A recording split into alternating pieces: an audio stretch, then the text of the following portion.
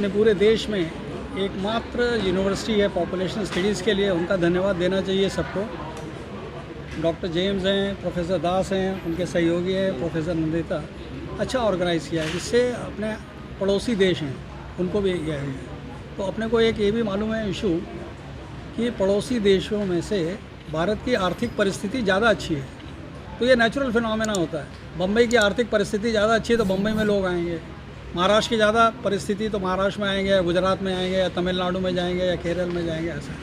तो आसपास के जो देश हैं वहाँ से अनेक लोग भारत में नौकरी ढूंढने के लिए, काम ढूंढने के लिए आते हैं। तो एक अच्छा एक माहौल बनता है इससे, पहली बात। जहाँ तक इस विषय का सवाल है, ये इसलिए इम्पॉर्टेंट होता चला जा रहा है कि अब हम लोग देख रहे हैं कि अनेक देशों में, यूरोप में, अमेरिका में भारतीय ऊंचे ऊंचे पदों पे हैं। तो ये माइग्रेशन का रिज़ल्ट हुआ है, अच्छी पढ़ाई की है, उनको अपॉर्चुनिटीज़ मिले हैं। तो ये कॉन्फ्रेंस बहुत इम्पॉर्टेंट है। इसके बाद जो कोविड हुआ था 2019-20 में, उसकी पार्श्वभूमि में क्या क्या इम्पैक्ट हुए, तो यहाँ पे जो आपने देखा होगा शेड्यूल, उसके अंदर बहुत सारे पेपर्स उसके लिए हैं।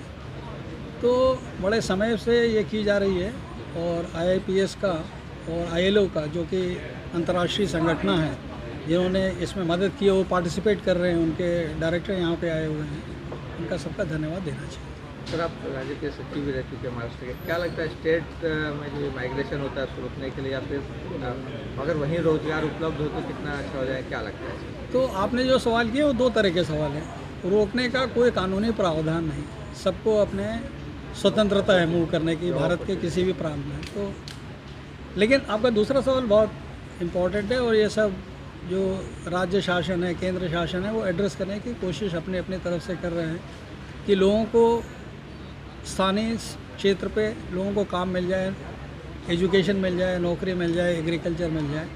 इसीलिए मैंने उल्लेख किया था कि पूरे भारत में और महाराष्ट्र में भी जो सिंचाई का क्षेत्र है वो बहुत बढ़ गया है अभी पहले से। तो जो किसानों को और मज़दूरों को जो माइग्रेशन करना पड़ता था, पलायन करना पड़ता था, उसकी ज़रूरत नहीं है। क्योंकि पहले खरीफ सीज़न होती थी, खरीफ की फसल हो गई तो आगे क्या होगा, वो बहुत कम एरिया में रबी हो सकता था। लेकिन अभी आप देख रहे हैं कि खरीफ और रबी, और उसके अलावा जिसको बोलते हैं कि समर क्रॉप, वो भी ले रहे हैं। वेजिटेबल्स, छोटी छोटी चीज़ें हो रही है। आपने देश में देखा होगा कि अनाज और उसके साथ फल, सब्जियां, इसमें विविधता कितनी आ गई है। आज इतनी तरह की सब्जियां अपने को 12 महीने मिल रही हैं। तो इस सब का बड़ा पॉजिटिव इम्पैक्ट हुआ है कि लोकल लोगों को वहीं पे उनको काम मिल जाए। तो क्या कहेंगे, क्या उद्देश्य है, क्या पर्पस है इस इंटरनेशनल कॉन्फ्रेंस का? वो भी एक ज्वलंत इशू है। सर ने कहा लेबर माइग्रेशन, क्या कहेंगे? बिकॉज ये जो सेंटर 2021 में हुआ है, इसमें 3 UN ऑर्गेनाइजेशन जो है, ILO, IOM and UN women, तीनों मिलके ये तैयारी किए कि ये जो लेबर माइग्रेशन जो साउथ एशिया में जो 7-8 कंट्री है, ये जो कंट्री है वहाँ पे ज़्यादा सरप्लस लेबर है, राइट। इन लोग का पॉपुलेशन बहुत ज़्यादा है। आपको मालूम है कि सारा विश्व का 25%, 1/4 ऑफ द पॉपुलेशन ये साउथ एशिया में रहते हैं, राइट। एंड यहाँ पे लेबर सरप्लस है। These are mostly not very rich countries, surplus labour है।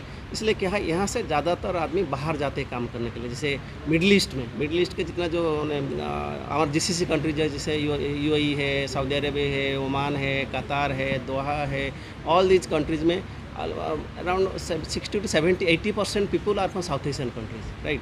एंड दे उन लोग के बहुत सारे रेमिटेंस, जो पैसा जो कमा के बचा के यहाँ भेजते हैं, मतलब अपने देश को। इसलिए यहाँ पे जो हम बोलते हैं रेमिटेंस बोलते हैं, जो उन्हें पैसा भेजते हैं, वो ज़्यादा है, राइट। इसलिए ये उन लोग का बहुत सारा प्रॉब्लम भी है। वहाँ जाके वो कैसे रहते हैं, कैसे खाते हैं, उसका कितना शोषण कितना होता है, उन्हें कितना डेथ हो जाता है। इसने बताया था कि जो रिटर्न करते हैं, जैसे अभी रिसेंटली वर्ल्ड कप हुआ था, जो फुटबॉल हुआ था, उसमें बहुत सारे लेबर का डेथ हुआ था।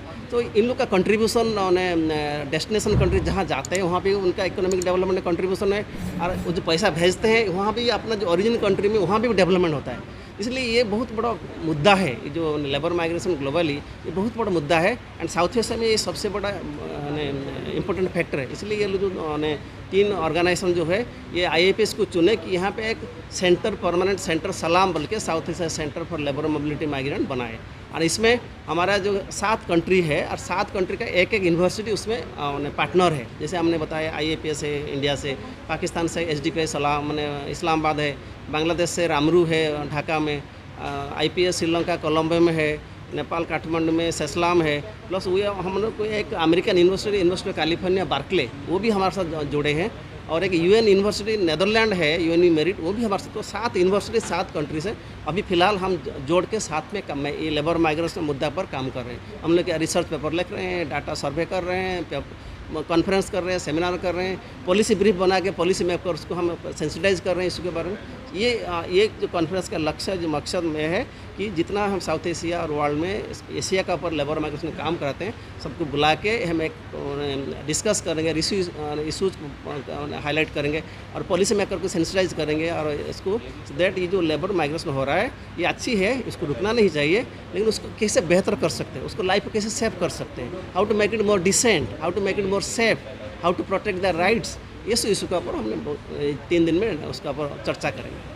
आज क्या किस विषयों पर आज चर्चा होगी? आज अभी जो आज जो इसका ऊपर जो तुरंत होगा ये होगा कि what are the issues south Asia में लेबर माइग्रेशन में क्या इशू है और क्या होना चाहिए। ये अभी फर्स्ट जो प्लीनरी सेशन 12 बजे है, इसमें हमारा 5 कंट्री, इंडिया से एक रिप्रेजेंटेटिव, बांग्लादेश से रिप्रेजेंटेटिव, पाकिस्तान से और श्रीलंका से, नेपाल से 5 कंट्री से रिप्रेजेंटेटिव प्लस ILO का रिप्रेजेंटेटिव ये इसके ऊपर चर्चा करेंगे कि साउथ एशिया में लेबर माइग्रेशन में क्या इशू है और क्या होना चाहिए। राइट। इससे लोगों को किस तरह से फ़ायदा हुआ है, जो लेबर्स है उनको कैसे आप कांटेक्ट करते हैं और उनको कैसे फ़ायदा होता है, क्योंकि आउट ऑफ इंडिया से भी बहुत सारे सेलिब्रिटीज़ यहाँ पे आपके पास आए हैं, और how they are getting benefited from the labourers from our research. या बिकॉज व्हाट इज हैपनिंग कि हम लोग जो क्या करते हैं, हम लोग जो रिसर्च करते हैं, ये रिसर्च का जो फल है हम लोग उसको सेंसिटाइज करते हैं, गवर्नमेंट को सेंसिटाइज करते हैं कि देखिए इतना सारे लेबर यहाँ मरे हैं, इतना सारा का उन्हें कॉम्पनसेशन नहीं मिला है, इतना सारा का फ्रॉड हुआ है, इसलिए government should take care so that there the travel agent don't cheat them. तो ये जो इशूज है हम इस गवर्नमेंट जो स्टेक होल्डर है, गवर्नमेंट है, पॉलिसी मेकर्स है, प्लानर्स है, उनको हम ब्रीफ करते हैं, उनको हम पॉलिसी ब्रीफ लेके देते हैं, और जो NGO है कि सिविल सोसाइटी है, एकेडमिशियंस है, उनको हम सेंसिटाइज कराते हैं। तो इसका जो फल है डायरेक्टली जो अल्टीमेट गोल है कि how to make the migration is a better process, a safe and orderly, and how to protect the rights of the migrants. ये हमारा अल्टीमेट गोल जो रिसर्च है वही है। तो we are doing it in various ways. तो thank you everyone. आज के प्रेस कॉन्फ्रेंस में प्रमुख उपस्थिति कौन कौन थे प्रोग्राम में थे JK बंतिया साहब, former chief secretary government of Maharashtra, Mr. Dino Morales, he is the chief of the migration in ILO New Delhi, and Professor KS James, director IAPS. Thank you, all the best.